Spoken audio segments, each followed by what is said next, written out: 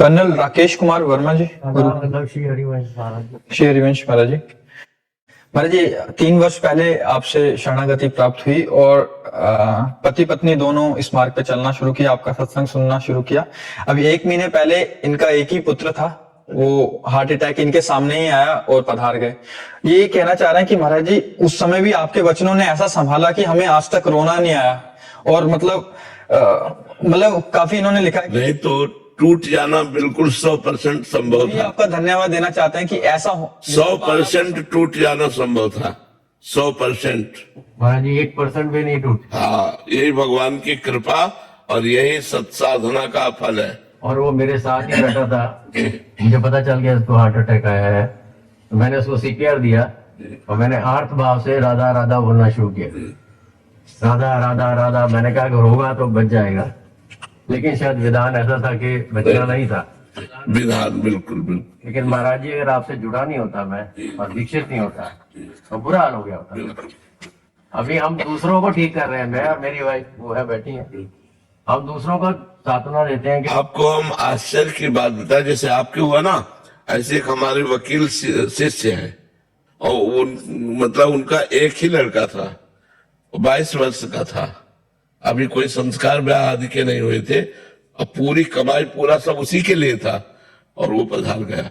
तो ऐसे हंस के बता रहे थे, ऐसे हंस के बता रहे थे कि महाराज जी वो आपका ही लड़का था, 22 वर्ष का था, एक ही था और वो पधार गया। ऐसे हंस के बता रहे थे जैसे कोई खुशी की बात बता रहा हो। तो हम कहा तुम्हारे तो आंखों में आंसू होने चाहिए। बोले आपकी कृपा इसलिए नहीं, मुझे पता है।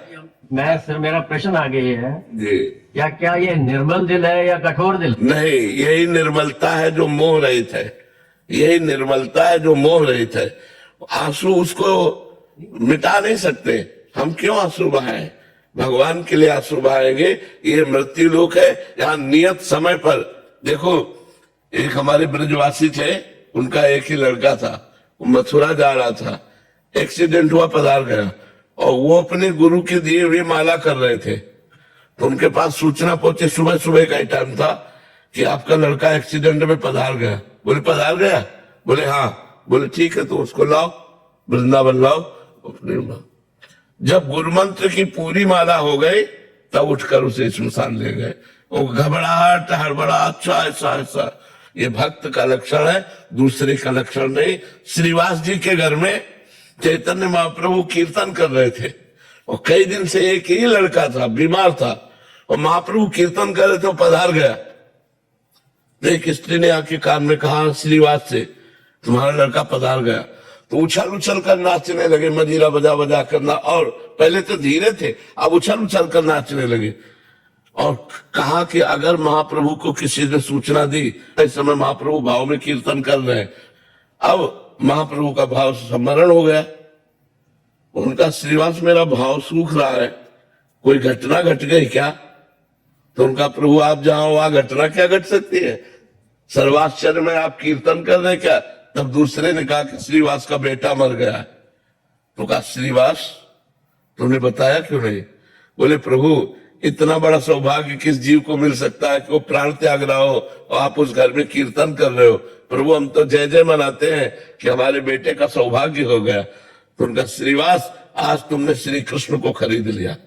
चैतन्य महाप्रभु ने कहा आज तुमने से बातें बनाना अलग होता है, जब अपने ऊपर आता है और उस समय भक्ति बनी रहे, यही सर्वश्रेष्ठ भाव रहता है। 3 साल से हम भी विरक्ति हैं, जैसे हाँ, विरक्त में रहते हैं। हाँ, और यही इतनी आपकी याद आई उस टाइम, मुझे इतनी याद आई, मैंने कहा महाराज जी की वजह से ही हम लोग अभी ठीक है। बिल्कुल। कोई कहता था कि आपके साथ बहुत बुरा हुआ, क्या हमारे साथ बुरा नहीं हुआ, हमने कभी बुरा किया होगा इसलिए हमारे साथ हुआ नहीं। वो जीव केवल इतने ही समय तक आया है, वो जीव। हाँ, पूरा जी के गया अपने जितना।